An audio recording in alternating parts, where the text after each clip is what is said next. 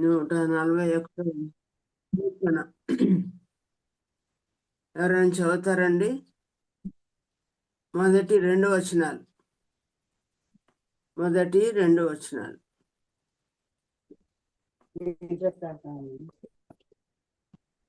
యెహోవా అక్క నేను చదవచ్చాక. నేను నీకు మొరపెట్టుచున్నాను, నా యొద్దకు త్వరపడి రమ్ము. నేను మొరపెట్టగా నా మాటకు చెవియొగ్గుము. నా ప్రార్థన ధూపము వలెను, నేను చేతులెత్తుట సాయంకాల నైవేద్యం వలన నీ దృష్టికి అంగీకారములగును గాక. చాలక్క. ఇలాగ మనము ప్రార్థన చేయడానికి ప్రభు మనకు అనుగ్రహించిన దివ్యమైన తరుణమును బట్టి దేవునికి వందనాలు. ప్రార్థనకు సహాయకరంగా చదవబడిన వాక్యమును దేవుడు దీవించును గాక, తన ఆత్మతో మనల్ని నడిపించును గాక. మొదటి వచనం, యెహోవా నేను నీకు మొరపెట్టుచున్నాను, నా యొద్దకు త్వరపడి రమ్ము. అంటే ఇది ఒక ప్రార్థన కీర్తనగా మనం చదువుతున్నాం. ఆయన మొరపెడుతున్నా అంట, దేవునికి మొరపెడుతూ ఉండగా నా యొద్దకు త్వరపడి రమ్ము అని. అంటే ఏదో అర్జెన్సీ ఉంది, ఏదో తొందరపాట్లో ఆయన ఉన్నాడు, అర్జెంటుగా దేవుని సహాయము ఆయనకు కావాలన్నట్టుగా దావీదు మొరపెడుతుండగా ప్రార్థనకు చేరి వచ్చిన మనందరికీ ప్రియులారా, చాలా అర్జెన్సీ ఉన్నట్టు, అర్జెంట్ మ్యాటర్స్ సెటిల్ కావాల్సినవి ఉన్నట్టు మనం కూడా మన జీవితంలో చూస్తూనే ఉన్నాం.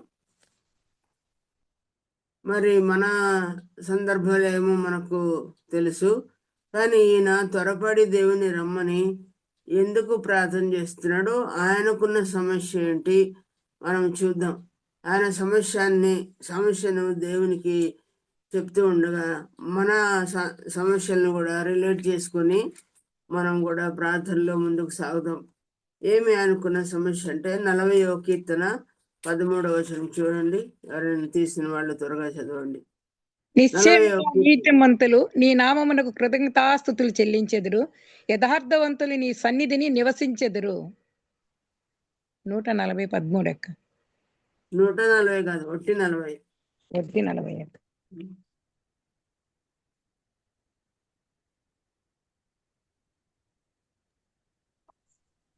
40:13 మనం చూస్తే, యెహోవా దయచేసి నన్ను రక్షింపుము, యెహోవా సహాయం నాకు త్వరగా రమ్ము.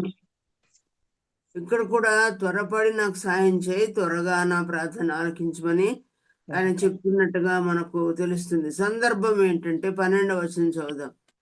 12, లెక్కలేని అపాయములు నన్ను చుట్టుకుని ఉన్నవి, నా దోషములు నన్ను తరిమి పట్టుకునగా నేను తల ఎత్తి చూడలేకపోతున్నాయి. లెక్కకు అవి నా తల వెంట్రుకలను మించి ఉన్నవి, నా హృదయం అధైర్యపడి ఉన్నది అని అంటూ 14లో చూడండి, నా ప్రాణం తీయుటకై ప్రయత్నించువారు సిగ్గుపడి బొత్తిగా భ్రమసిందురుగాక అనే విషయాన్ని మనం చూస్తున్నాం. ప్రాణాపాయంలో కూడా ఆయన ఉన్నట్టుంది. త్వరపడి నువ్వు సాయం చేయమని దేవుని అడుగుతున్నాడు. దోషాలు, తల వెంట్రుకల్ని మించిన దోషాలు ఆయన తరుముతున్నాయంట. హృదయం చాలా అధైర్యంగా ఉందంట. లెక్కలేని అపాయములు ఆయన చుట్టుకొని ఉన్నాయంట. ప్రియ సోదరి, నీ పొజిషన్ కూడా అలాగే ఉందా? నీకు కూడా లెక్కలేని సమస్యలు ఉన్నాయా? నీ దోషాలు నీకు కనబడతాను ఉన్నాయా? అవి తరిమి పట్టుకునే పరిస్థితి ఉందా? ఈ క్షణం ఏంటో, రేపేంటో, మర్నాడేంటో, వచ్చే కొత్త సంవత్సరంలో ఏమి ఎదురవుతాయో, ఇవన్నీ కూడా మన జీవితంలో మనల్ని ధైర్యపరుస్తూ ఉన్నాయా? మేము ఈ సమస్యలు మనసులో తలంచుకోండి. మీకున్న మనోవేదనలేంటో, మీకున్న భయములేంటో, వీటన్నిటిలో ఎంత అర్జెంటుగా దేవుడు నన్ను సంధిస్తే మంచిది, నా సమస్యలన్నిటినీ మైనం వల్లే కరిగిస్తే మంచిది అని మీరు కూడా అనుకుంటా ఉన్నారేమో. మీ వ్యక్తిగతమైన సమస్యలు ఇలాగనే ఉన్నాయేమో. ప్రియులారా, త్వరగా సాయం చేయాలి దేవుడు అని అనుకుంటున్నారా? ఇది మన కొరకే ఈ కీర్తన. దావీదు సమస్యలు దావీదుకున్నాయి. సౌలు తరుముతూ ఉన్నాడు. కుమారుడే విరోధి అయిపోయి నాన్న సింహాసనాన్ని అధిష్ఠించడానికి నాన్నను తరుముతూ ఉన్నాడు. తల మీద ముసుగేసుకొని నెత్తిన గుడ్డను వేసుకున్నారు అన్నట్టుగా పదవీచ్యుతుడైపోయి అరణ్యాల వెంబడి, అడవుల వెంబడి, గుహల వెంబడి పరిగెత్తిపోతా ఉన్నాడు. లెక్కలేనన్ని తల వెంట్రుకలు మించిన సమస్యలు ఆయనకు వచ్చినాయి. మరి మన పోషణ అట్లే ఉందేమో, మన అనారోగ్యం అట్లే ఉందేమో, మన ఫ్యామిలీ ప్రాబ్లమ్స్ అట్లా ఉన్నాయేమో, ఆర్థిక సంబంధమైన సమస్యలు ఉన్నాయేమో, పగవారు తరుముతూ ఉన్నారేమో, ఆలోచనలు ఎటో ఎటో వెళ్ళిపోతున్నాయేమో, దేవుడు తప్ప సాయం చేసే పరిస్థితులు లేవేమో, దేవుడు ప్రార్థన ఆలకించినట్టు ఉందేమో, ఆర్థిక ఇబ్బందులు, అప్పుల వారు పట్టుకుంటున్నారేమో, తరుముతున్నారేమో, ఎవరైనా ఫోన్ చేస్తే భయమేమో, ఎవరు చేశారో ఏమో, ఇబ్బంది అనుభవిస్తున్నామేమో. ప్రియులరా, మీ సమస్యల్లో కూడా దేవుని త్వరగా రమ్మని ప్రభుని ప్రార్థన చేయటానికి వాక్యం మనల్ని ప్రేరేపిస్తుంది. ప్రాణాపాయం కూడా వచ్చింది ఆయనకి. సౌలు అనగా తన మామనే ఆయన 21 times ఈట విసిరినట్టు భక్తులు చెప్తారు. వర్ణమల్లగా ఆయన సంధిస్తూ తరుముతూ ఉండగా, నా దోషములు నన్ను తరుముతూ ఉండగా, అపాయములు 1 కాదు 2 కాదు చుట్టుకుని ఉండగా, ఈ దినాలే అపాయకరమైన దినములను కూడా మనం చూస్తున్నాం. లెక్కలేనన్ని మరణాలు, ఆత్మహత్యలు, ఆ తర్వాత బస్ యాక్సిడెంట్స్, ట్రైన్ యాక్సిడెంట్స్, ఉరేసుకోవడము, రకరకాల సమస్యలు, సేవలో సమస్యలు, ఎన్నెన్నో. ఏ క్షణంలో ఏమవుతుందో అని ఇటువంటి పరిస్థితుల్లో మనం కూడా ఉన్నామేమో. ప్రియులరా, ఈ కీర్తన మన కొరకే. అర్జెంటుగా నాకు సహాయం చేయి ప్రభువా అని దేవుని అడుక్కున్నది. సరే, 141 కీర్తనలో త్వరపడి రమ్ము ప్రభు అని అన్నాడు కదా. ఇప్పుడు తర్వాత కింది లైన్లు మనం చదువుకుందాం. నేను మొరపెట్టగా 141 మొదటి వచనమే మధ్య భాగం చదువుతున్నాను. నేను మొరపెట్టగా నా మాటకు చెవి యొగ్గుము. చాలాసార్లు మన సమస్యల కొరకు ఇతరులను ప్రార్థన చేయమంటాం, కానీ ఈయన ఏమంటున్నాడు? నేను మొరపెట్టగా నా మాటకు సెలవిమ్మని. కనుక స్లాట్స్ క్రియేట్ చేసుకొని మన వంతులో మనం కూడా ప్రార్థన చేయడానికి మనం వస్తున్నాం. మన మాటకు దేవుడు చెవియొగ్గేటట్టు వినాలని మరి ప్రార్థన చేయాలనుకుంటున్నాం. నీతిమంతుల యొక్క ప్రార్థన దేవుడు చెవియొగ్గి ఆలకిస్తాడంట. కనుక నా ప్రార్థన నేను చేయకపోతే నా కొరకు ఇతరులను చేయమంటే ఎట్లుంటుంది? అంత ఎఫెక్టివ్గా ఉండదు. అయినా ఒకరికొకరు మనం ప్రార్థన చేయాలని అంటే వేరే వాళ్ళే మొదలు పెడతారు. కొద్దిమంది ఒకవేళ డబ్బులు ఇచ్చన్నా, కానుకలు ఇచ్చన్నా మొరపెట్టించుకుంటా ఉంటారు, కానీ మనం చేసినంత ఎఫెక్టివ్గా ఇతరులు చేస్తే ఉండదని మనం ఎరుగుదాం. మన కొరకు మనం కన్నీళ్ళు కాచుట అది ఎంత భారంతో కూడిందిగా, మనస్ఫూర్తి అయిన ప్రార్థనగా అది ఉంటుంది. కానీ ఇతరులకు అంత కన్నీరు రావు కదా, ఇతరులకు అంత కష్టంగా ఫీల్ అవ్వరు కదా. అంత అర్జెంట్ మ్యాటర్ దేవునికి చెప్పుకోవాలని మనకున్నంత ఇతరులు చేయరు కదా. కనుక ఈయన అంటున్నాడు, నా మాటకు చెవియొగ్గు. నువ్వు ఇతరుల ప్రార్థనకు కూడా చెవియొగ్గుతాడు. విశేషంగా మన ప్రార్థన ఎఫెక్టివ్గా ఉంటుంది. నిజమైన చింతతో, బాధతో, వేదంతో, from the depth of our హార్ట్స్తో మనం ప్రార్థన చేసినప్పుడు దానికి ఉన్న మరి ప్రభావము చాలా గొప్పది. కనుక మనకు మనమే మొరపెట్టకపోతే ఇతరులు ఎలాగా మొరపెడతారు? తన కుమారుని యొక్క ప్రాణ ఆపద నుండి తప్పించమని ఎలుగెత్తి ప్రార్థన చేసిన హాగరు చేసిన ప్రార్థన ఇంకెవరు చేయగలరు? ఆమె కుమారుడు కనుక ఆమెకు వచ్చిన ఎలుగెత్తి ప్రార్థన చేసే ప్రార్థన మనము చేయమేమో, కానీ మన సొంతందైతే ఎంత ఎలుగెత్తి ప్రార్థన చేస్తాం. ఎంతోమంది రక్షణ పొందలేదు కుటుంబాల్లో. ఎలుగెత్తి ప్రార్థన, నా ప్రార్థన, నా ఎలుగెత్తే ప్రార్థన, నా పేగులు తరక్కుపోయే చేసే ప్రార్థన, అదే ఎన్నో మనం చూస్తాం. అటువంటి భక్తులు ఉన్నారు. కనుక మనం కూడా అలాగ చేయడానికి, మనము నా ప్రార్థన అనేది నా సమయంలో నేను చేయవలసిందనగా మీరు చేయవలసిన వారుగా ఉన్నారు. కింది లైన్లో మనం చదివితే, నా ప్రార్థన ధూపం వలన నేను చేతులెత్తుట సాయంకాల నైవేద్యం వలన ఉండును గాక అని అంటున్నాడు. నేను ప్రార్థన చేయుట ధూపములాగా ఉంటుంది, సాయంకాలపు నైవేద్యముగా ఉంటుంది అని. ధూప సమయంన ప్రార్థన చేస్తున్నట్టుగా యాజకుల విషయంలో మనం వింటూ ఉంటాం. మొట్టమొదట కొత్త నిబంధనలో ధూపం వేస్తూ ప్రార్థన చేసిన యాజకుడు ఎవరో చెప్పగలరా? జకర్యా. Very good.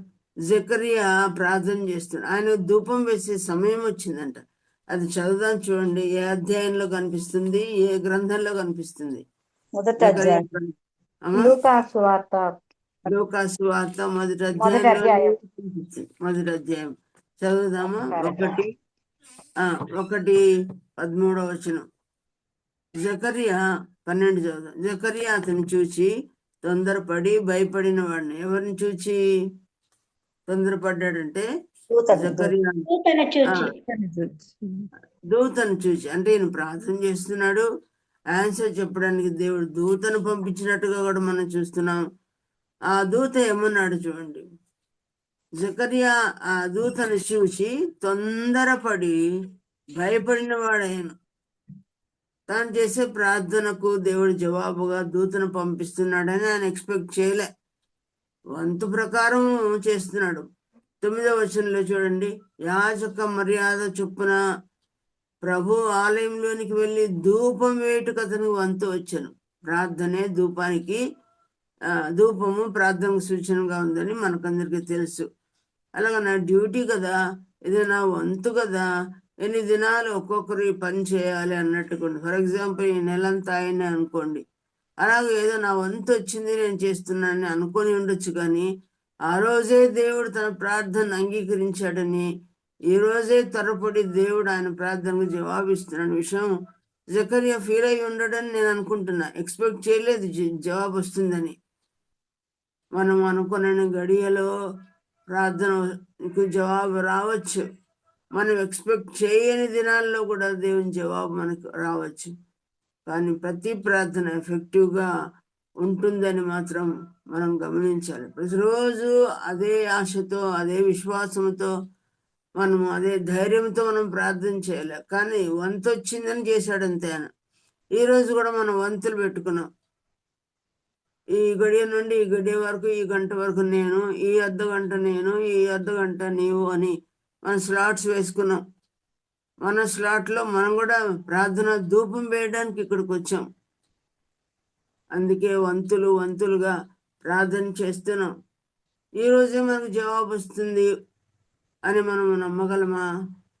ఇట్లా ఎంతకాలం చేయాలనే సమస్య కూడా ఉంది. కొద్దిమంది ప్రార్థన చేస్తూ అన్నారు, ప్రభా ఎంతకాలం ఇది, ఎంతకాలం ఈ సమస్య, ఎప్పుడు వస్తుంది జవాబు అనే పరిస్థితులు మనందరం ఫేస్ చేస్తూనే ఉన్నాం.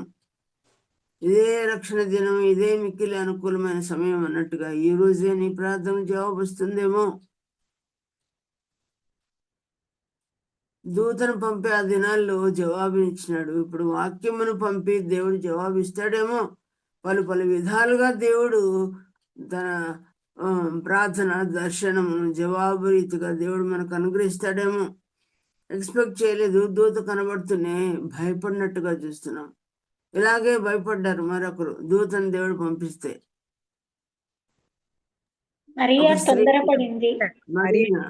భయపడి తొందరపడింది కూడా. ఏంటి ఎప్పుడు చూడలేదు ఈ యొక్క దూతను అని ఆమె కూడా భయపడినట్టుగా చూస్తున్నాం. ఆమె ఏం ప్రార్థన చేస్తుంటుందో లేదో అని అనుకోవడం లేదు. కానీ ఆమె ఎక్స్పెక్ట్ చేయండి, కలలో ఊహించనిది. మరియా భయపడకుము, నువ్వు గర్భవతి కుమారుని కంటావని. ఆమె ప్రార్థనలు వేరుగా ఉండొచ్చేమో. అన్ఎక్స్పెక్టెడ్ దేవుని చిత్తాన్ని ఆ రోజు దేవుని దూత ద్వారా ఆమె వినింది, దూతను చూచింది. ప్రియులారా, మనం ఒకదాని కొరకు ఏదో చేస్తూ ఉంటాం ప్రార్థన. దేవుని చిత్తం మరొకటి దేవుడు చెప్తాడేమో.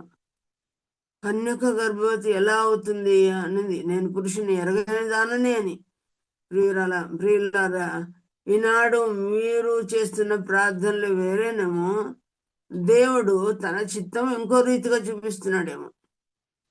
దాని కొరకు ఆమె అనుభవించిన నీలాప నిందలు ఎంత గొప్పగా ఉన్నాయి. లోకం అర్థం చేసుకోలే. పెళ్లి చేసుకోబోతున్న భర్త కూడా యోసేపు అర్థం చేసుకోలే. కనుక మన ప్రార్థనలు వేరుగా ఉన్నాయి, దేవుని చిత్తం వేరుగా ఉంది. అసలు ఉల్టా అయిపోయింది జీవితం, ఆమె జీవితం. ఆమె ప్రార్థనలు ఏమై ఉండనో కానీ అవన్నీ క్యాన్సిల్ చేసి దేవుడు తన తో కూడిన జవాబు ఆమెకి ఇస్తున్నాడు. ప్రియులారా, నీ వంతు, నీ గడి వచ్చింది. ఈ రోజు కూడా ఇచ్చాడు. ఈ నెలలో 3వ శుక్రవారం మనందరికీ వంతులు ఇచ్చాడు ప్రార్థన చేసుకోమని. ఒకవేళ జవాబు నీదే ఉంటుందేమో అంటూ పేరెత్తి చెప్తున్నాడు. చూడండి 13వ వచనంలో. అప్పుడు ఆ దూత అతనితో, జకరియా భయపడకుము, నీ ప్రార్థన వినబడింది. రొటీన్ గా ప్రార్థన చేస్తూ ఉంటాం, దేవుడు వింటానే ఉన్నాడు. ఈరోజు జవాబిస్తున్నాడు. జకరియా భయపడొద్దు అన్నట్లుగా ఏ విషయంలో దావీదు భయపడ్డాడో, అధైర్యపడ్డాడో అలాంటి సమయం మనకు కూడా ఉందేమో.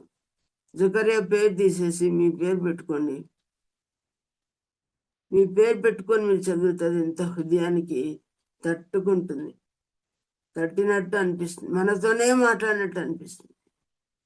నేను పెట్టుకుంటాను నా పేరు, మీ పేరు మీరు పెట్టుకోండి. కెజియా భయపడకము, నీ ప్రార్థన వినబడింది. వాణి భయపడకము, నీ ప్రార్థన వినబడింది. ఎన్నో మనవులతో వచ్చాం. అరుణ భయపడకము, నీ ప్రార్థన ఆలకించబడింది. రకరకాల మీ పేర్లు ఏమేమి ఉన్నాయో నాకు అనిపించడం లేదు, వేరే ఫోన్ మీద వచ్చాను నేను కనుక. ప్రియులారా, మీ పేరు పెట్టుకొని ఎంత ధైర్యం అనిపిస్తుంది. కెజియా, నీ ప్రాబ్లం నాకు తెలుసు, నీ వేదన నీకు తెలుసు. అరుణాదేవి, నీ ప్రాబ్లం నాకు తెలుసు. వేద, నీ బ్యాక్ బోన్ పెయిన్ నాకు తెలుసు.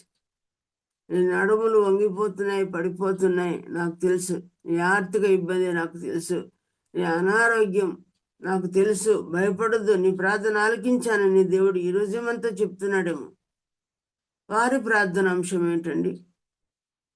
బహుకాలం వారు వృద్ధాప్యంలో ఉన్నారు. ముసలి కాలం కూడా చాలా కాలం గడిచిపోతా ఉంది, వృద్ధాప్యం కూడా అంటూ ప్రార్థన, వాళ్ళ ప్రార్థన ఏం చేస్తున్నారో, ఏం చేసి ఉంటారు చెప్పండి. సాధారణంగా సంతానం లేని వాళ్ళు ఏం చేస్తారు? ప్రభువా, మా కుమారునో కూతురునో సంతాన ప్రాప్తి దయచేయమని చేసి ఉంటారు, అంతనే. కానీ ఎట్లట్ట భయ కావాలా? ఒకవేళ కొద్దిమంది చేస్తున్నారేమో, కానీ వాళ్ళు చేసిన ప్రార్థన, ప్రభువా అవమానం. ఆమె 5 నెలల తర్వాత ఆమె మాట్లాడిన మాటలో చూస్తే, ఆమె 5 నెలలు గర్భం వచ్చే వరకు కూడా ఎవరితోనూ ఆమె బయటికి రాలేదు, చూపించుకోలేదు. ఆ తర్వాత ఆమె చెప్పిన మాటలు ఏంటంటే, జనుల్లో నాకున్న అవమానమును తీర్చిన యెహోవాకు స్తోత్రం అని.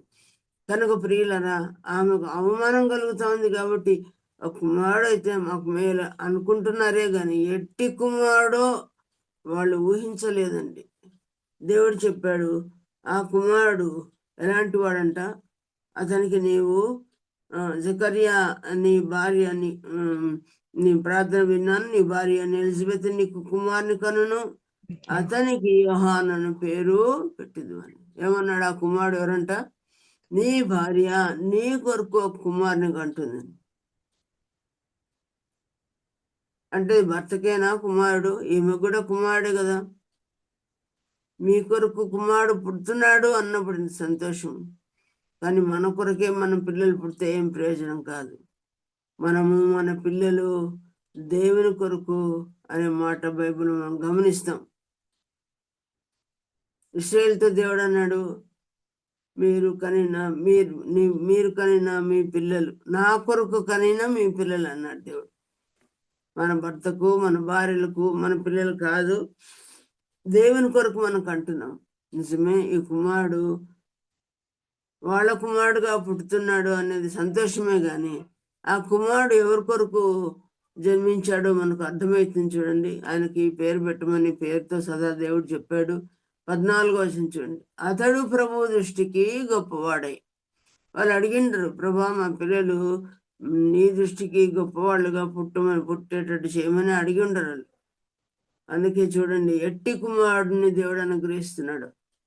సాధారణమైన పిల్లవాడు కాదు ఈయన, ఆర్డినరీ చైల్డ్ కాదు, ప్రభువు దృష్టికే గొప్పవాడు. మానవ దృష్టికి గొప్పోళ్ళుగా కనపడొచ్చండి. ఇహలోక చదువులు, వాళ్ళ యొక్క జీతాలు, వాళ్ళ యొక్క ప్రావీణ్యత, ఈ లోక సంబంధ గొప్పతనం బట్టి ఒకవేళ ఇతర పిల్లలు ఉన్నారేమో కానీ వీరికి పెట్టిన స్పెషల్ కుమారుడు ఏమని చెప్పాలంటే నాజీర్ లాంటి అబ్బాయిగా ఉండాలని వారు ఎక్స్పెక్ట్ చేసి ఉన్నారు. దేవుని దృష్టికి గొప్పవాడే. ద్రాక్షారసమైన మద్యమైన త్రాగని వాడు. ఈ దినాల్లో ఈ మత్తు పదార్థాలు, డ్రగ్స్ ఎక్కువైపోయినాయి మనం చూస్తాం. ప్రతి ఒక్కరి చదువు లేదు, సాము లేదు, భయభక్తులు లేదు, ఏమీ లేదు. వారిని సంతరించే లక్షణాలు ఉండవు. పుట్టి ఉపరాగా బతుకుతున్నారు, గాలికి తిరిగే వాళ్ళుగా ఉన్నారు. మనుషుల దృష్టికి కూడా మంచోళ్ళుగా కనిపించడం లేదు. కానీ ఈ అబ్బాయి ఎవరంట ద్రాక్షారసమైన మద్యమైన త్రాక తల్లి గర్భంలో పుట్టింది మొదలుకొని పరిశుద్ధాత్మతో నిండినవాడే. ఎంత స్పెషల్ క్వాలిటీస్ కలిగిన అబ్బాయిని దేవుడిస్తున్నాడు చూడండి. దీని అంతటిని బట్టి చూస్తే నాకు అర్థమయ్యేదంటే మనం అడిగిన దానికంటే, ఊహించిన దానికంటే ఊహించని విషయాలను ఇచ్చి గొప్ప ప్రార్థన జవాబుగా గొప్ప పరిస్థితులు దేవుడు మనకి ఇస్తాడు. పుట్టింది మొదలుకొని పరిశుద్ధాత్మతోనే పుట్టాడంట ఆయన. పుట్టింది మొదలుకనే దేవుని సేవకు పిలువబడినవాడని బైబిల్లో ఇంకొక ఆయన గురించి రాయబడింది.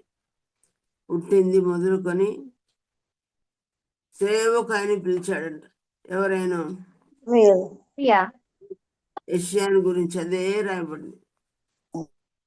గర్భంలోనే ఆయన ఏర్పరచుకున్నట్టుగా మనం చూస్తాం. పుట్టింది మొదలుకొని సేవకు అర్థమైపోయింది ఆ అబ్బాయికి. ఇర్మియాకు బాలుడని నీవు అనవద్దు, నీ నోటి ముడతాను అన్నాడు. కనుక ప్రియులారా, పుట్టుక మొదలుకొనే దైవాత్మతో, మనము దేవునాత్మతో ఎప్పుడు నింపబడుతున్నాం?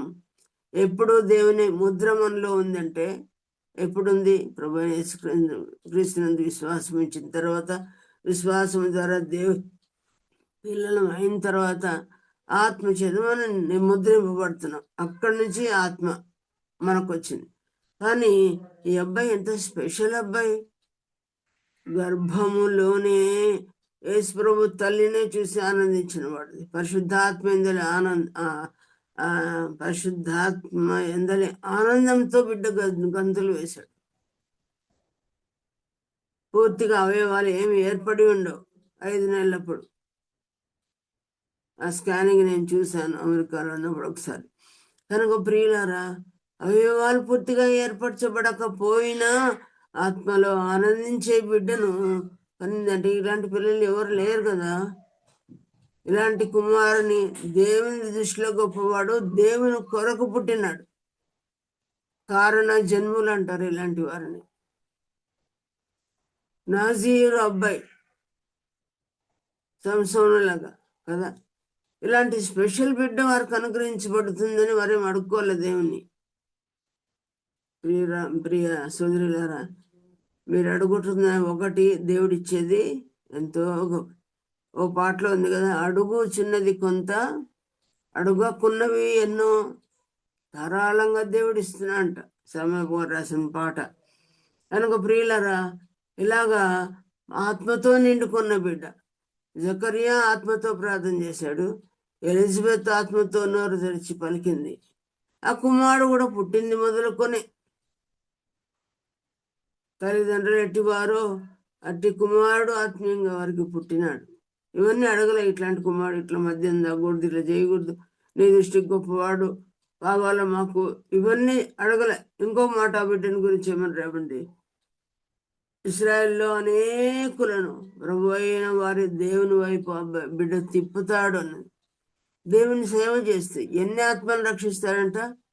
అనేకులను దేవుని వైపు తిప్పుతాడు. అంటే అందరూ సాతాను వైపు తిప్పబడి ఉండగా ఈయన వాళ్ళందరినీ వాక్యం చెప్పి కదా, సర్పసంతానమా రామ ఉగ్రతను గురించి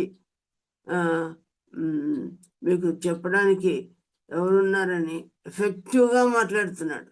రండి, జీతాలు తీసుకునే వాళ్ళు జీతాలతో తృప్తి పొందండి కదా, దానిలో బాప్తిసం పొందండి. నేను ఒక శబ్దము, ప్రభు కొరకు నేను ఫోర్ రన్నర్గా పుట్టాను. 6 నెలల ముందే పుట్టాడు యేసు ప్రభు కంటే. ఆయన త్రోవలను సరళం చేయడానికి ఒక దూతగా దేవుడు ఆయన పంపినట్టు చూస్తున్నాం. ఇంత స్పెషల్ అబ్బాయిని. ప్రియ సోదరులారా, నేడు మనం చేసే ప్రార్థనలకు ఇంత జవాబు వస్తుందని మనం ఎక్స్పెక్ట్ చేయకపోయినా ఈ స్పెషల్ అబ్బాయిని వారికి ఇచ్చినట్లుగా నీకు స్పెషల్ జవాబు ఇస్తాడేమో. అడిగిన దానికంటే, ఊహించిన దానికంటే అత్యధికంగా చేయగల శక్తి ఆ ప్రభువుకు ఉంది. అడిగింది కొంత, అడగనివి ఎన్నో. ఊహించిన దానికంటే గొప్ప సహాయం దేవుడు చేయబోతున్నాడు. నమ్ము, నా మహిమను చూస్తామని దేవుడు చెప్పాడు కనుక ప్రియులారా, మన ప్రార్థనకు విశేషమైన జవాబు ఇచ్చాడని నమ్మి స్తుతిస్తాం. మోర్ దాన్ అవర్ ఎక్స్పెక్టేషన్ కంటే ఎక్కువగా దేవుడు జవాబు నీకు సిద్ధపరిచి ఉన్నాడు. ఎన్ని కన్నీళ్ళ ప్రార్థన, కుమారుని కొరకో, కూతుర్ల కొరకో, అల్లుళ్ళ కొరకో, రక్షణ కొరకో, కోడళ్ళ కొరకో, సమీప బంధువులు, శత్రువుల రక్షణ కొరకో, సేవ కొరకో, మనం చేస్తున్న వాటికంటే స్పెషల్గా ఎంతో శ్రేష్టమైన బహుమానం లేకపోతే జవాబులు దేవుడు ఇవ్వనై ఉన్నాడు. ఎంత సంతోషము, ఎంత ఆనందము. ప్రభువా, నా ఊహలు తలంపులు మించిన జవాబు ఇచ్చినావు, నీకు స్తోత్రం. ఇప్పుడు ఇవ్వలేదేమో, నీకు ఇచ్చినావు తండ్రి, నీకు స్తోత్రం. పక్షపాతం లేని దేవుడు, జకర్యా ప్రార్థన ఆలకించిన దేవుడు నా ప్రార్థన కూడా ఆలకించాడు. నా వంతులో నేను చేస్తున్నాను ప్రభా, ప్రతి నెల వంతులోనే చేస్తున్నాను తండ్రి. వ్యక్తిగతంగా చేస్తున్నాను, భార్య భర్తలు కలిసి చేస్తున్నాను, గ్రూపులో చేస్తున్నాను తండ్రి. నానా సమయంలో నానా విధములైన ప్రార్థన చేస్తున్నాను ప్రభా. నువ్వు చేసావు తండ్రి, నీకు స్తోత్రం. వాళ్ళకి చేసావు కదా, జకర్యా ఎలిజబెత్లకి, నాకు చేసావు ప్రభా, నీకు స్తోత్రం. అడ్వాన్స్ స్థుతులు మనం చెల్లిస్తే దాని ఎఫెక్ట్ ఇంకా ఎక్కువగా ఉంటుంది. అడ్వాన్స్ ప్రార్థనలు ఎన్నో చేస్తామేమో, అడ్వాన్స్ స్థుతి దాన్ని మించినది ఆశ్చర్యం అనిపిస్తుంది. కనుక దేవుడు నీ ప్రార్థన వినబడిందమ్మా. ఎంతమంది ఉన్నారండి చెప్పండి. ఇప్పుడు వాక్యం ఎవరు వింటున్నారు? పార్టిసిపెంట్స్ ఎంతమంది చెప్తారా? నా ఫోన్లో కనిపించట్లేదు. 28 అక్క. 28 అక్క. 28 మంది. అబ్బా, దేవునికి స్తోత్రం. వాక్యం వినాలనే ఆశ దేవుని బిడ్డలు కలిగి ఉండగా, అమ్మా నీ ప్రార్థన వినబడింది. ఏ ఊరు నుంచి లాగిన్ అయ్యావో, ఏ ఇంట్లో నుంచి చేస్తున్నావో, నీ ప్రార్థన ఆలకించబడింది. ఒకటి కాదు, నూరిస్తాడు దేవుడు. ఆ వేళ నీకు ఎంత సంతోషం. కనుక అడ్వాన్స్గా స్తుతించమని నేను మిమ్మల్ని కోరుతున్నాను. ఆ తర్వాత ఈయన ఏం చేస్తాడంట, అనేకులను తిప్పుతాడంట. ఇంకో మాట 17 వచ్చిన చూడండి. మరియు అతడు తండ్రుల హృదయం నేను లేకుండా వింటున్నామండి. వెరీ గుడ్, మంచిది. మీరు ఎప్పుడు అక్క చెల్లెళ్ళు కలిసే ఉంటారు, పాటలో కానీ ప్రార్థనలో కానీ అన్ని విషయాలు. దేవునికి స్తోత్రం. ప్రతి బిడ్డను బట్టి దేవునికి స్తోత్రం. మరి 17 వచనం ఇలాగుంది. అవిధేయులను నీతిమంతుల జ్ఞానం అనుసరించుటకు తిప్పి ప్రభు కొరకు ఆయత్తపడి ఉన్న ప్రజలను సిద్ధపరచుటకై ఏలియా యొక్క ఆత్మయు శక్తియు కలిగిన వాడే ఆయనకు ముందుగా వెళ్ళను. విడదీసి మీరు ధ్యానం చేయండి. పిల్లల్ని తల్లిదండ్రుల తట్టు తిప్పుతాడంట, తల్లిదండ్రులని పిల్లల తట్టు తిప్పుతాడంట. ఈనాడు తల్లిదండ్రులకు పిల్లలకు మంచి బాంధవ్యాలు ఉన్నాయండి. అమ్మ నాన్న చెప్పిన విషయాలు పిల్లలకు నచ్చవు. లేవు. పిల్లలు మేము సేవ చేస్తామని అన్నాడు డాడీ అంటే, చదువుకోండి, బాగా ఇట్లా చేయండి, అటు చేయండి అవకాశం పిల్లలు అడిగినప్పుడు తల్లిదండ్రులు ఒప్పుకోవడంలే. తల్లిదండ్రుల ఆలోచనలు వీళ్ళకి నచ్చవు, వీళ్ళ ఆలోచనలు వాళ్ళకు నచ్చవు. వీళ్ళిద్దరిని సంధి చేసేవాడు ఎవరంట? అది నాలో పిల్లల తట్టు పిల్లల హృదయాలు తల్లిదండ్రుల తట్టు తిప్పే పరిచర్య, ఒక స్పెషల్ పరిచర్య. నూతనమైన కోణంలో ఆయన సేవ చేయడానికి దేవుడు ఆ బిడ్డను వాడుకున్నాడు. ఎంతమంది జీవితాలను సంధి చేశాడో, ఎంతమంది తల్లిదండ్రులు పిల్లల్ని తల్లిదండ్రులతో తిప్పాడు. ఒకవేళ సండే స్కూల్ మినిస్ట్రీ అందామా? పెద్దోళ్ళను కూడా కలుపుతున్నాడు. కాబట్టి తల్లిదండ్రుల పిల్లల మధ్య సేవ ఒక ప్రత్యేకమైన సేవ, అది ప్రత్యేకమైన భారం. ఈ పని చేయడానికి ఏమవసరమంట? ఏ ఆత్మ ఆయనకు అనుగ్రహించబడిందంట? ఏలియా యొక్క ఆత్మ శక్తి. ఏలియా జీవితంలోకి వెళ్తే బాగా తెలుసు ఎన్ని ఆశ్చర్యక్రియలు చేశాడు, ఎంత మంచి ప్రార్థన చేశాడు. ఆయన డ్రెస్ ఎట్లా, ఈ అబ్బాయి డ్రెస్ కూడా అట్లే ఉన్నింది, అడవి తేనె మిడతలు. ఏలియా కూడా ఎలాంటి వాడు? ఒక అడవి మనిషిలాగా ఆయన ఉన్నాడు. కేరోతు వాగు దగ్గర పెట్టాడు దేవుడు కదా.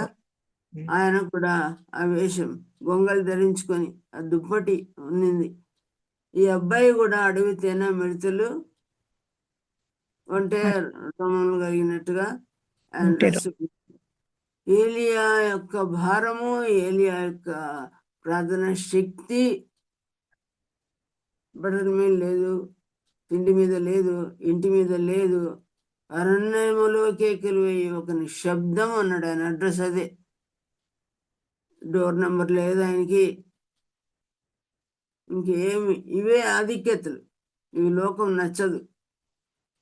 ఎంత మంచి కుమారుని దేవుడు వాళ్ళకి ఇచ్చాడు చూడండి.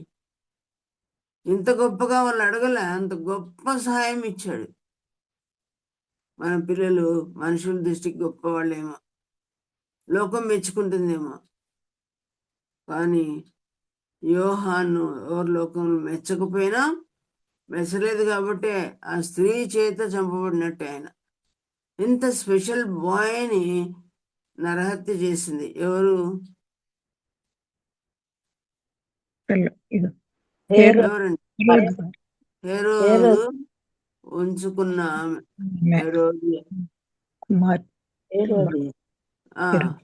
తల్లి బిడ్డ ఇద్దరు కారణమైపోయినారు. ఇంత గొప్ప అబ్బాయి ఒక స్త్రీ చేతితో చంపబడిన అట్లుగా మనం చూస్తున్నాం. కొన్ని రోజులే ఆ బిడ్డ జీవితం, శ్రేష్టమైన జీవితం.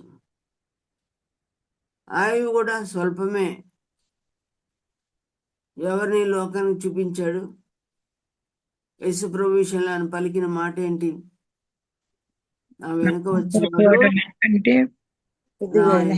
వచ్చేవాడు నాకంటే శక్తిమంతుడు. ఆయన చెప్పిన వారైనా ఇప్పుడు ఆయనకి యోగ్యుని కానని ఆత్మతో ఎంత చక్కగా ప్రభువుని ప్రొజెక్ట్ చేస్తా ఉన్నాడు. ఆయన హెచ్చవలసింది, నేను తగ్గవలసింది. ఇట్లాంటి అబ్బాయి కంటే గొప్పవాళ్ళు ఎవరున్నారు? స్త్రీలు కనిన వారిలో ఎవరంట గొప్పవాడు?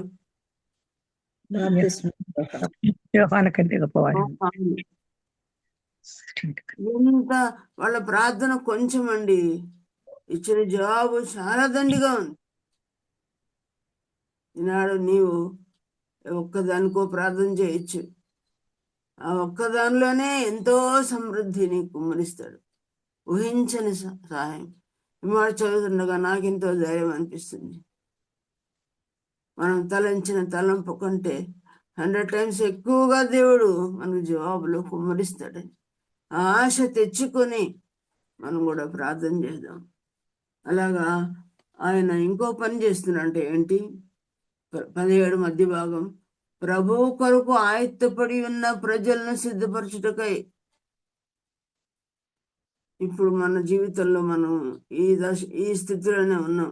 మనం అందరం ఎవరి కొరకు సిద్ధపడుతున్నాం చెప్పండి? రెండవ రాకడలో రాబోతున్న యేసు ప్రభు కొరకు మనము ఆయత్తపడుతూ సిద్ధపడుతున్నాం, అలంకరించుకుంటున్నాం. ఆయన వలె ఉండడానికి సిద్ధపడుతున్నాం, ప్రిపేర్ అవుతున్నాం రాకడ కొరకు. అలాంటి వాళ్ళని, అంటే రక్షించబడిన వాళ్ళను ఏం చేస్తున్నాడంటే ఈయన ప్రభు కొరకు ఆయత్తపడిన ప్రజలను సిద్ధపరుస్తున్నాడంట. కొద్దిమంది సువార్త పరిచర్య కొరకు, రక్షణ కొరకు వాడుకోవచ్చు, అంటే పాపుల మధ్య పరిచర్య.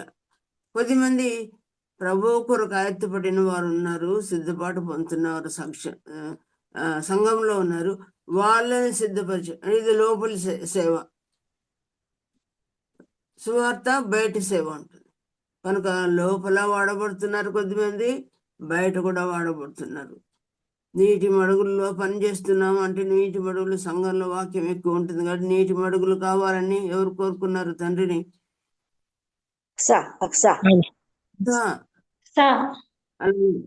మెరక భూములు ఇచ్చావయ్యా, బయట పని ఇచ్చావయ్యా, సంఘంలో కూడా పని తెచ్చాయి. ఈయన చూడండి, అరణ్యంలో కేకలు వేసే శబ్దం, సువార్త చెప్తున్నాడు, మారుమనసు పొందండి అని బయట చెప్తూ, బాప్తిసం తీసుకోండి అని బయట వాళ్ళకి చెప్తున్నాడు. ఇన్సైడ్ ఏమంట, సంఘం లోపల పని చేసినట్టుంది. అక్కడ ప్రభువు కొరకు అందరినీ సిద్ధపరుస్తున్నాడు. మళ్ళీ చిల్లర మినిస్ట్రీ ఉంది, పెద్దవాళ్ళ మధ్య కూడా మినిస్ట్రీ. దాదాపు నాలుగు రీతిలుగా ఆయన సేవ ఉన్నట్టుగా మనం చూస్తున్నాం. షార్ట్ టైమే ఉంది, మనకు కూడా ఎంత టైం ఉందో తెలియదు, ఎన్నేళ్ళు బతుకుతామో మనకు తెలియదండి. మన ఆయుష్ ఎంతో మనకు తెలియదు. అందుకే దావీదు అంటున్నాడు,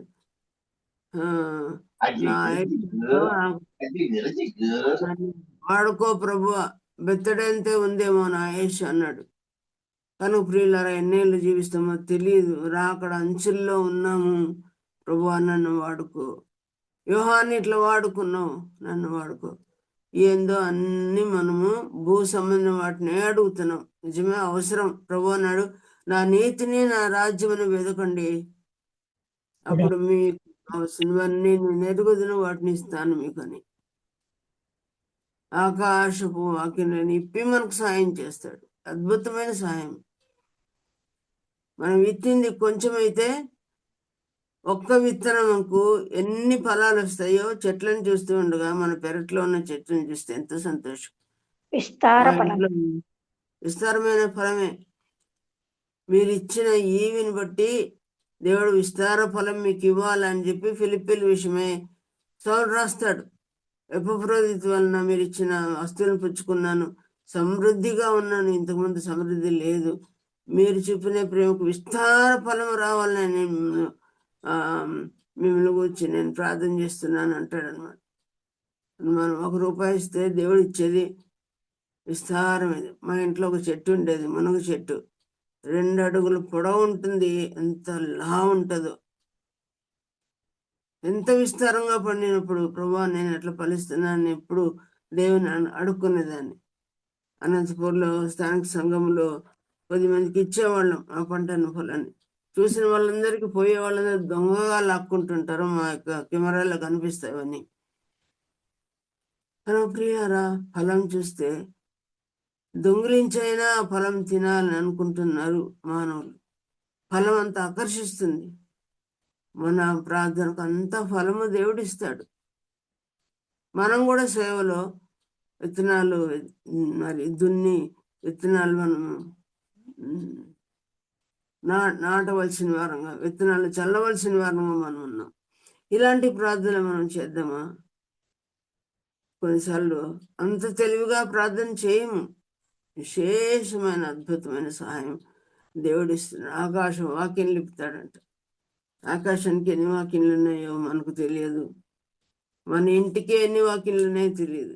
రైట్ నా ఇప్పటికిప్పుడే అడుగుతాను, మీ ఇంటికి ఎన్ని వాక్యంలో మీ కంఠస్థమైనా జ్ఞాపకమైనా? కొన్ని ఏళ్ళుగా మన ఇండ్లలో ఉంటున్నాం. ఒకసారి అనుకొని ఉంటాం, మళ్ళీ మర్చిపోతాం ఎన్ని వాక్యాలు. నాకు తెలియదు, ఇప్పుడు నేను క్వశ్చన్ మిమ్మల్ని చేస్తున్నా, నా ఇంటికి ఎన్ని వాక్యాలు ఉన్నాయో తెలియదు. మనకి ఎన్ని వాక్యాలు ఇప్పుతాడంట? ఆకాశపు వాక్యాలు విప్పి మనకు సాయం చేస్తాడు దేవుడు. ఎంత మంచి బిడ్డ ఎవరికి పుట్టలేదేమో. నిన్ను కనిన స్థనములు ధన్యములు అని వాళ్ళమ్మను స్తుతిస్తున్నారు చాలా మంది. మన స్థనములను కుడిచిన మన పిల్లలు ధన్యుల. అంత స్పెషల్ అబ్బాయిలా దేవునిలో చేతిలోకి వెళ్ళారు వాళ్ళు, దేవుని చేతిలో వాడబడుతున్నారా? అటువంటి కుమారుల కంటే ఏం ధన్యతండి. చరాస్తులు ఒకవేళ ఈరోజు ఉండి రేపు వెళ్ళిపోతాయేమో కదా.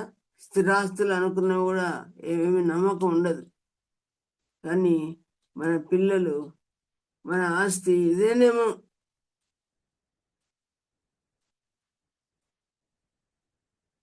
అటువంటి గొప్ప జవాబు ఆయనకి ఇచ్చాడు దేవుడు, వాళ్ళకి ఇచ్చాడు. ఇంకో మాట చూడండి, 17లోనే చివరిలో, ఏలియా యొక్క ఆత్మీయ శక్తి గలవాడై ఆయనకు ముందుగా వెళ్ళును. యేసు ప్రభు కంటే 6 నెలలు ముందుగా వెళ్ళింది ఎవరు? యోహానే, ఫోరన్నర్. ఇలాగా ఎవరైనా గవర్నర్లు కానీ మంత్రులు కానీ ఎవరైనా వస్తుంటే ముందు వాళ్ళ కారు రాదు, వాళ్ళ ముందు ఇంకో కారు వస్తుంది. ఫోరన్నర్ ముందుగా పరిగెత్తున్నాడు, ముందుగా నడుస్తున్నాడు. ఆయన్ని వాళ్ళని ఆయన నా వెనకాల రాబోతున్నాడు అని చెప్తున్నాడు. అబౌట్ క్రైస్టే మాట్లాడుతున్నాడు ఆయన. మన పిల్లలు ఇహలోక సంబంధం మాట్లాడతారా? ప్రభు వస్తున్నాడని చెప్తారా? ప్రభు రాకడ సమీపమైందని. మొదటి రాకడ విషయంలో చెప్పిన వాడు ఎవరు? ప్రభు మొదటి రాకడ గురించి యోహానే. మనము ఏ రాకడం గురించి చెప్పాలా? రెండవ రాకడం గురించి. ప్రభు రాకముందు మనము ఈ దినాల్లో చెప్పాలి.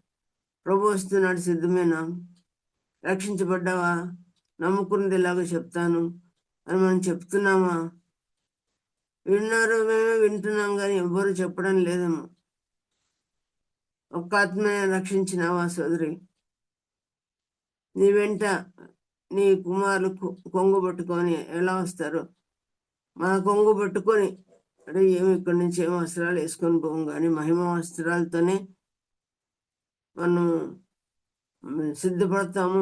ఆ యొక్క ఆత్మీయ కొంగులు పట్టుకొని ఎవరైనా వస్తారా?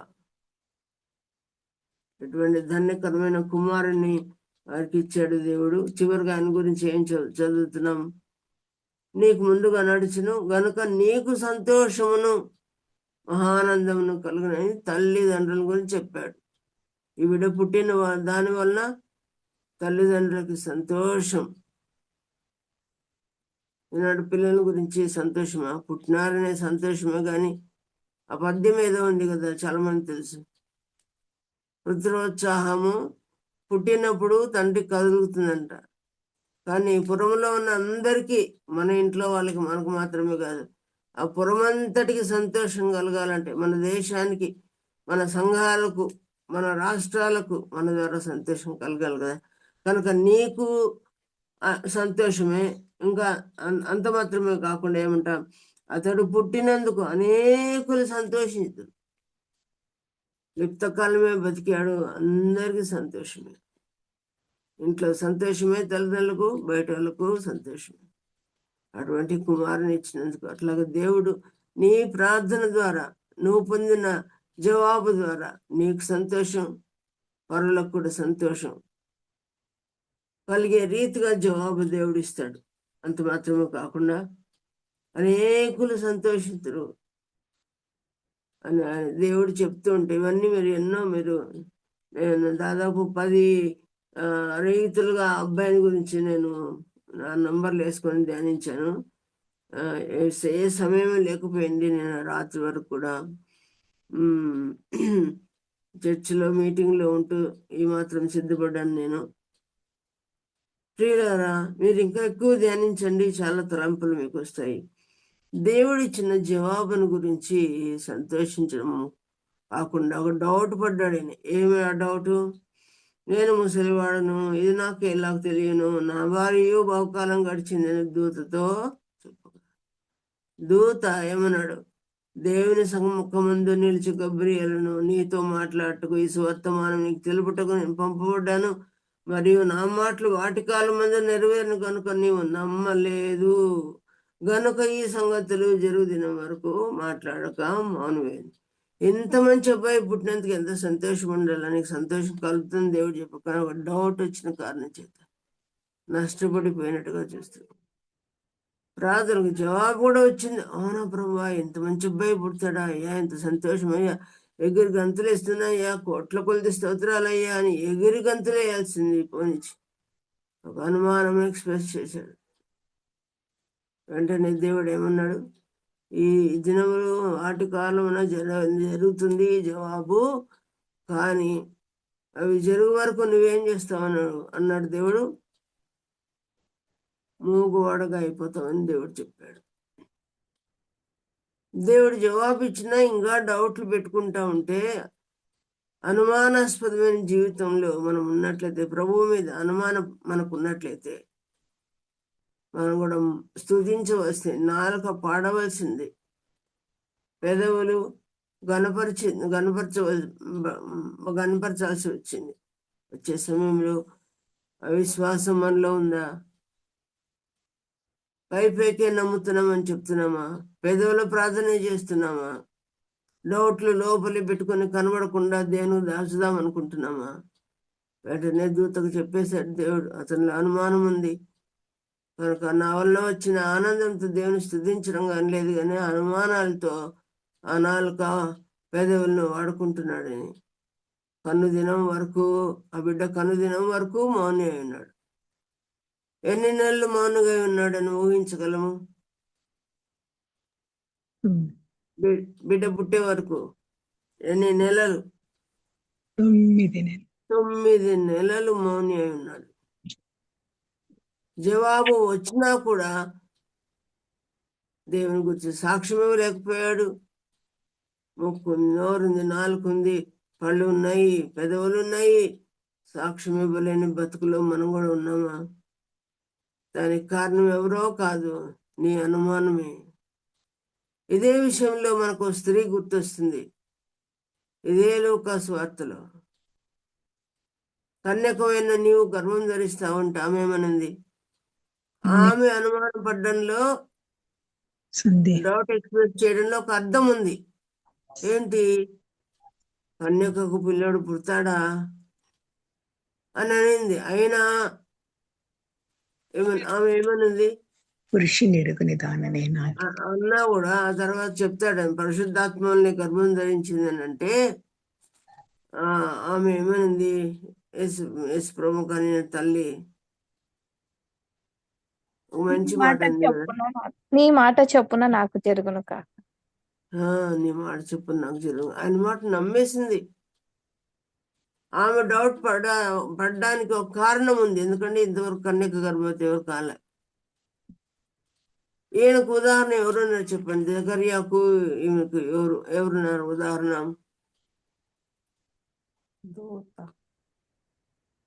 చెప్పండి, ఆలోచిస్తే. వీళ్ళలాగా ముసలి దంపతులు ఉన్నారు. అబ్రహాము, శారా. 100 ఏండ్లు 90 ఏండ్లు. వీళ్ళకు ఈ వృద్ధులకు ఆ వృద్ధులు ఎగ్జాంపుల్ గా ఉన్నారు. కాబట్టి అబ్రహాం చూపించిన దేవుడు, సాయం చేసిన దేవుడు నాకు కూడా చేస్తాడు అని ఆయనకు ఆల్రెడీ అర్థమైపోయి ఉంటుంది. ఇంకా డౌట్ పడే ఛాన్స్ ఆయనకు లేదు. కన్యక విషయంలో డౌట్ పడేది ఇంతవరకు ఎవరికి జరగలేదు కాబట్టి ఆమె డౌట్ ఎక్స్ప్రెస్ చేసింది. కనుక ఆయన మాట ప్రకారం దేవుడు చేయడానికి ఆమె ఇష్టపడినట్లుగా మనం చూస్తున్నాం. ఆమెకు ఆస్కారం ఉంది, వీరికి ఆస్కారం లేదు, డౌట్ పడ్డారు కనుక మౌని ఉన్నారు. మనం కూడా అవిశ్వాసం ఉంచితే మౌనంగా ఉంటామేమో, వాక్య దర్శనం ఇతరులకు మనం చెప్పలేమేమో, ఇతరులను ఆదరించలేకపోతున్నామేమో, ఇతరులకు నేను విశ్వాసం ఇస్తే దేవుడు ఇట్లా చేశాడని సాక్ష్యం ఇవ్వలేకపోతున్నామేమో, వాక్యం చదువుతున్నాము, జవాబులు చెప్తూ ఉన్నాము, వాక్యం అంతా తెలిసినట్టుగానే ఉంటున్నాము, కానీ దేవుని కొరకు ఉపయోగమే లేదు. నోరు నాలుక ఉపయోగమే లేదు. మన వివాహాలు ప్రభు కొరకు మనం అంకితం చేయకపోతే, మన ఆత్మతో మాత్రమే కాకుండా మన శరీరంతో కూడా ప్రభుని సేవిస్తే ఎంత గొప్ప ధన్యత. ప్రియులారా, ఈ వాక్యం దేవుడు దీవించును గాక, మనతో మాట్లాడును గాక. నేను చెప్పిన దానికంటే గొప్ప కార్యము ఆత్మ మనలో జరిగించును గాక. దేవుడి మాటలు మన కొరకు దీవించును గాక. అందరికి వందనాలు. నేను మరి అదే సమయంలో ఒక ప్రార్థన అంశాలు మనం చెప్పుకుంటే మంచిది. ముందు స్తుతి అంశాలు కూడా ఒకవేళ ఏవి గుర్తు చేస్తారో మీరు గుర్తు చేయొచ్చు. కొన్ని మాత్రం నేను చెప్తాను. మనం అందరం ప్రార్థన చేస్తున్నాం. ఎన్నో దేవుడు మేలు చేస్తున్నాడు. ఆ మేలను బట్టి ముందు దేవుని ఏం చేయాలి? స్తుతించాలి. అవునా? స్తుతి అంశాలు ఏంటో జ్ఞాపం చేసుకుందాం. మరి మా కుటుంబంలో భర్త గారికి కుమారుడు పాల్ ప్రసాద్కి కలిగిన ఆ ఎముకలు విరిగిన సందర్భంలో ఒక నెల వాళ్ళు బ్యాండేజ్ వేసుకోవాల్సి ఉండింది. ఆ నెల అంతా కూడా దేవుడు వారిని కాపాడి నెల ఇంకా పాల్ ప్రసాద్కి అయితే 3 వారాలకే కట్టు ఇప్పడం జరిగింది. మరి మా భర్త గారికి కూడా 1 మంత్ ఉండాల్సి వచ్చింది. మరి వాటిలో దేవుడు మీ అందరూ ప్రార్థన చేశారు. పెద్ద ఎముక విరగలేదు. టిబియా అనేది పెద్దది. చిన్న ఎముక ఎవరు చూసినా తొందర కట్టుకుంటుంది, అదేం లే పర్వాలేదు అంటూ వచ్చినారు. పెద్ద అపాయం లేకుండా ఆ చిన్న అపాయంలో దేవుడు కాపాడి సంరక్షించి నడుములు ఇరగకుండా, హిప్ జాయింట్ ఇరగకుండా, చాలా కాలం మంచంలో ఉండే పరిస్థితి లేకుండా దేవుడు చేశాడు. మా పనులు, విస్తారమైన బంధువులు, ఫోన్లు, శరీరానికి చాలా ఏమంటే విశ్రాంతి లేని పరిస్థితులు వచ్చినప్పుడు కూడా సేవ కుంటుపడలేదు. అన్న నాతో పాటు రాలేకపోయినా నేను ఒక్కదాన్ని మరి కారులో దేవుడు అనుకూలం చేశాడు. ప్రతి మీటింగ్కి రాగలిగాను. దేవుని కృప.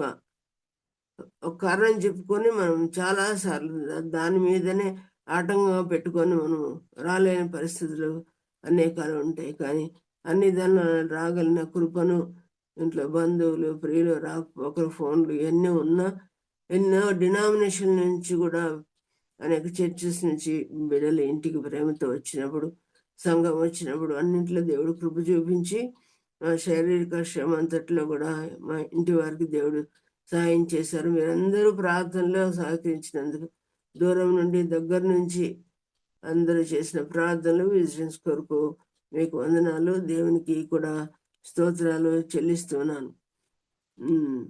అలాగే దేవుడు చేసిన మేలు ఇంకా కుమారి, డోన్ కుమారి ఉంది. వాళ్ళ భర్తకు వేలు కట్ అయ్యాయని అంతా చెప్పారు. సంపూర్ణ స్వస్థత దేవుడు ఆ బిడ్డకు ఇచ్చాడు. భర్తకు ఇంకా కూడా ప్రార్థనలో జ్ఞాపకం చేసుకోండి. అలాగే గాస్పురాల సంఘంలో సంఘ పెద్ద అయినా శేష జీవితం ప్రభు కొరకు వాడబడాల కదా, ఒకటి భారంగా చేయండి అక్క. ఇద్దరం వృద్ధాప్యంలో మంచి ఆరోగ్యం ఇచ్చిన దేవుడు, ఆయన కొరకు జీవించాలని ఆశ మేము చేస్తూనే ఉన్నాం. ఇంకా చేయండి. తెలియని వాళ్ళు భర్త సంపూర్ణంగా ప్రభులోకి రావాలి. భార్య ఎంతగా ఎదిగింది, కుమార్తె అయిన ప్రత్యూష ఎంతగా ఎదిగింది, ఎంతగా సేవలో వాడబడుతున్నారు ప్రత్యూష దంపతులు. ఎన్నెన్నో మేలు చేశాడు దేవుడు. కుమారుని కూడా అంతా తగలబడినప్పుడు ఆ యొక్క నివాసం బిడ్డకేం హాని కలగలేదని విశ్వాసంతో దేవుని స్తుతించారు. ఆటో విషయంలో వీటన్నిటిలో దేవుడు మహాకృపను చూపించాడు. అందుకే దేవునికి వందనాలు. ఇంకా అంత మాత్రమే కాకుండా ఆదినారాయణ గారి భార్య, సంఘ పెద్ద భార్య విక్టోరియాకు నోస్ ఆపరేషన్ జరిగింది. ఆ యొక్క బలహీనతల ఆపరేషన్లో దేవుడు తోడుగా ఉండి బిడ్డ చక్కగా హీల్ అయింది కనుక రేపు శనివారం కదా, స్థానిక సంఘంలో తానే వచ్చి అక్క నేను సాక్ష్యం చెప్తానంది. అంటే రేపు మాకు ప్రార్థన ఉంటుంది, ఉపవాస ప్రార్థన స్త్రీలకు పొద్దున్న నుంచి సాయంత్రం వరకు సాక్ష్యం చెప్పడానికి కూడా దేవుడు కృప చూపిస్తున్నందుకై దేవునికి స్తోత్రాలు, వందనాలు చెల్లిస్తున్నాను. 5 దినాల్లో మేము మాలాపురం గ్రామానికి వెళ్ళగా ఆత్మనిచ్చాడు, దేవునికి స్తోత్రం. అదే సమయంలో చాలా సుదీర్ఘమైన ప్రయాణం చేయటానికి శ్రీకాకుళంలో దేవుడు తోడుగా ఉండి 8 మంది మేము వెళ్ళడానికి అక్కడ కూడా చాలా ఆత్మలో ప్రభు తట్టు తిప్పబడడానికి దేవుడు సహాయం చేశాడు. వాళ్ళ స్థిరత కొరకు కూడా ప్రార్థనలో జ్ఞాపం చేసుకోమని మనవి చేస్తున్నాను. అక్కడ సేవ చాలా ప్రత్యేకమైన సేవ. మాతో పాటు వచ్చిన బిడ్డలందరికీ తెలుసు.